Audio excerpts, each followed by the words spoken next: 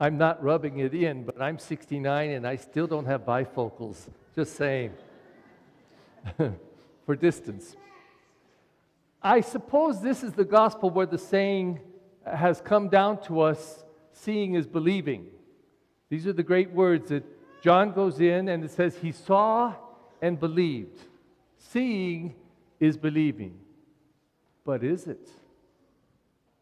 If you saw any of the news over the week with the burning of Notre Dame, I bet you that if you stood by these people and if you understood French, you would be hearing this, them saying, I don't believe it. I don't believe what I'm seeing. Isn't it equally true? When we see something that seems unbelievable or something that we don't want to accept, we look at the thing, we see it right in front of our eyes and say, I see it, but I don't believe it. It can't be. And of course, a realist stands by and says, hello, would you look? It is. Just look. It's right there in front of your eyes. I can't believe it. It's not happening. But we hear the exact opposite today. This is a very dramatic scene. It's wonderful. And there's some fun details in it. For example, this is the Gospel of John, supposedly written by this John who's in the story. And does he have to tell us that he's younger than Peter and in better shape? I mean, really? That he got there first, but he waited. And then if we didn't get it the first time, he says it the second time. And then because he got there first, he waited. Okay, John, we get it. You're better. But if you'll notice, the women went to the tomb. They saw, and they didn't believe. They saw, and their conclusion was, somebody stole the body, and we don't know where they put it. Somebody stole the body. Now, I don't know the original language, and I was never too disciplined as a student. I could have never learned Hebrew, and I didn't know Greek, and I hated Latin, and I clung just to my English, okay? But it seems like an ambiguous thing at the very end when it says, he saw and believed, because right after it says, but they really didn't understand about the resurrection. But if they saw and believed, if John saw and believed, even though he did not yet understand about the resurrection, then this is even more extraordinary. This is kind of like naked faith. He goes in and sees the tomb empty and the wrappings from the body and just believes that Jesus has been raised up. And later we'll connect the dots when it begins to become clear. Seeing is believing. This is probably why, in a very real way, as I was mentioning last night at our Easter Vigil, I was talking specifically to the 13 young people who were receiving all their sacraments of initiation. I was trying to get across to them that we need things that are visible that we can see to appreciate the things we can't see. And anyone who was here last night, pardon my repeating some of this, but you can't see love. Love is an interior spiritual thing. I know when I prepare people for sacraments, I say that even an atheist, I think, would give me this, my definition of spiritual. An atheist is someone, they don't just not believe in God, they believe there is no God. They actively believe God does not exist. That's an atheist, a true atheist. But I believe an atheist would accept my definition of spiritual. My definition of spiritual is anything that's not material. And in the human person, every single thing about us is material. I'll demonstrate. If I go like this, with the teeny bit of saliva that you can't even see, I go, and you look, I don't see anything. Put it under a microscope. You'll see how material that saliva is. You'll see thousands, maybe it's millions of little germs or bacteria or whatever. Even maybe get down to the atomic structure of saliva. But I say that everything in us is material except two things. Anyone want to guess? Hello? Scream it out. No, not so. What? Emotions and thoughts. Now I'm sharing with you hundreds of thoughts. I'm giving to you my thoughts. but there's no material behind it. It comes out of the material brain. And if I say something you like I saw some beautiful smiles over there, thank you, you got my little joke today. So I emoted, or got you to emote. So we pass on all kinds of thoughts and emotions, but there's no material to them. And an atheist would accept that. So what did the Jews do? What do? We get it from the Jews. We do visible things so that we can see the invisible. So if I have thoughts of love for people, I can go like this.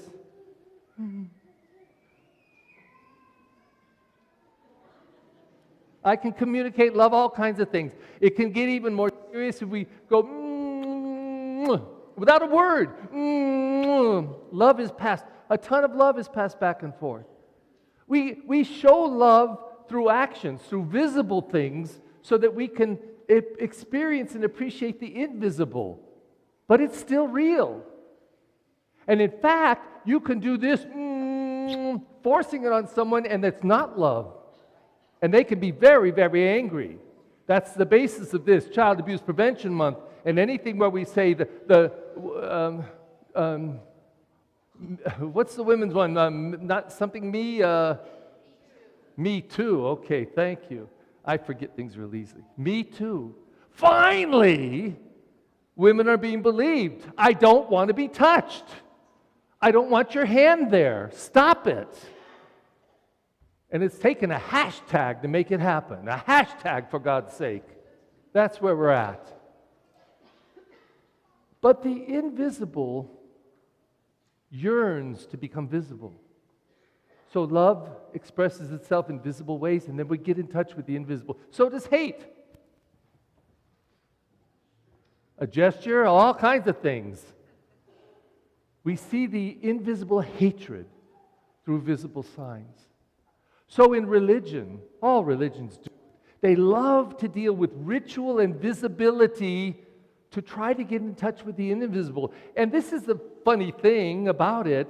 This is what turns a lot of people off about religion. I go to church, I don't get anything out of it. Someone just asked me yesterday, who's going to take some steps in their faith, said to me, Father, what is all this stuff about rubrics? What's your taking on rubrics? And I said, are you kidding? I said, this is how we express what we're feeling, what we're loving, what we're believing in. Now Pedro, you can handle this, okay? Stand up. I'm going to greet Pedro like he's never been greeted before, all right? Hey, Pedro.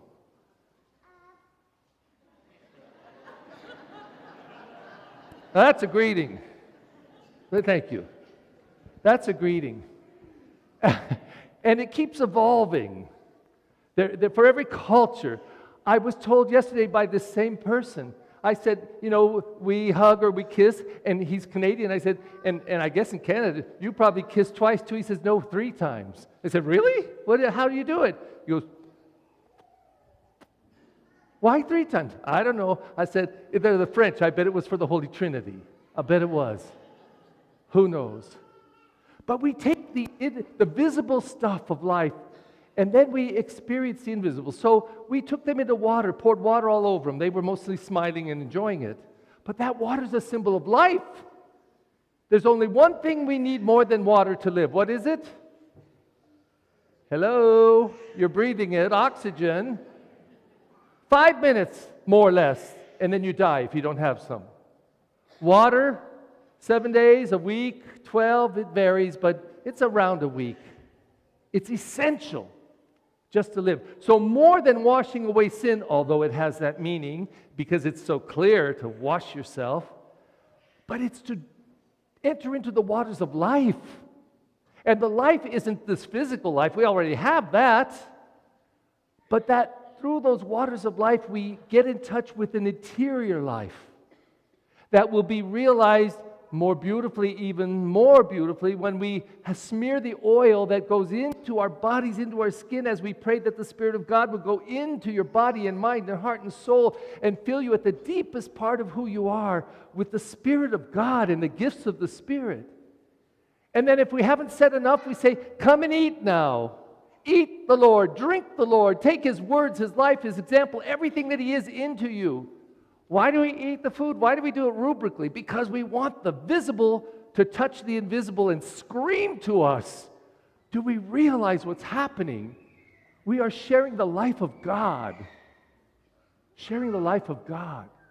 And the best part is, we don't do it alone. This is why we're church. So I can look at all of you and say, these are my brothers and sisters. We've all been baptized. We share the life of God, and we want to share Christ in every way we can. We want to know His words and know His teachings. We want to grow in them and help each other to become better Christians, followers of Christ, Christians. We want to follow the Lord together. So we come to church today and we hear John got there first, but he went in there second. He looks around, and in the perfect gospel way of saying it, he saw and he believed. Well, I'll tell you, that's not enough.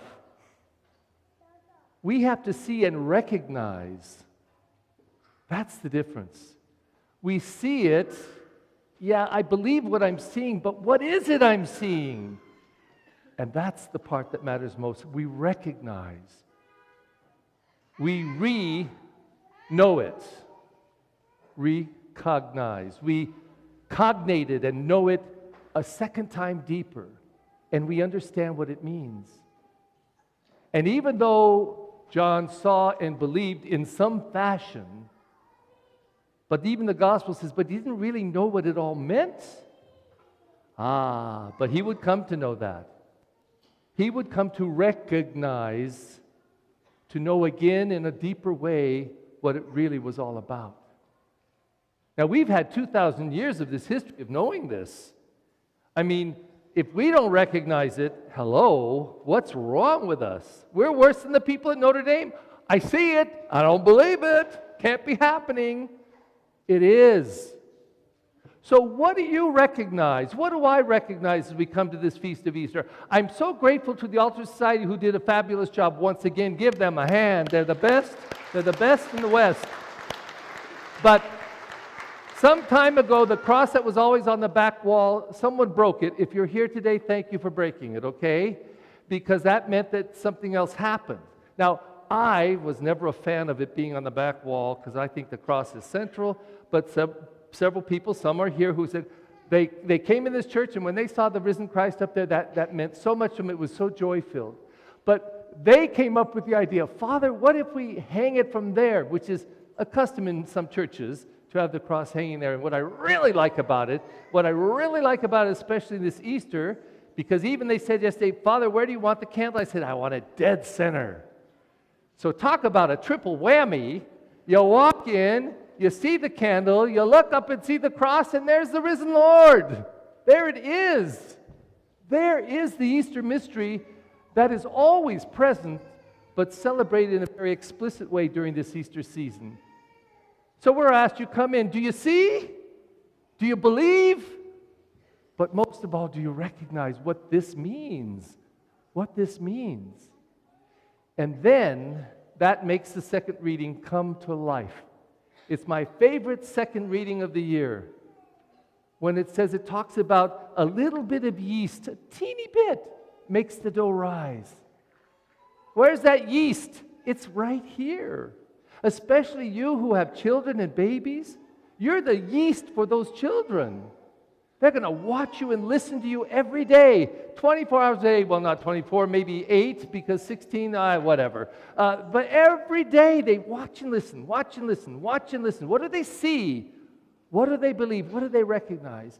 And if they see someone who loves God, doesn't come to church because they're afraid of going to hell, if they don't, they love God. They love Jesus Christ because they read the Scriptures and they read His words and they say, oh my God, what He tells us to do is amazing. Love our enemies and pray for those who persecute us and hate us. Really? Wow.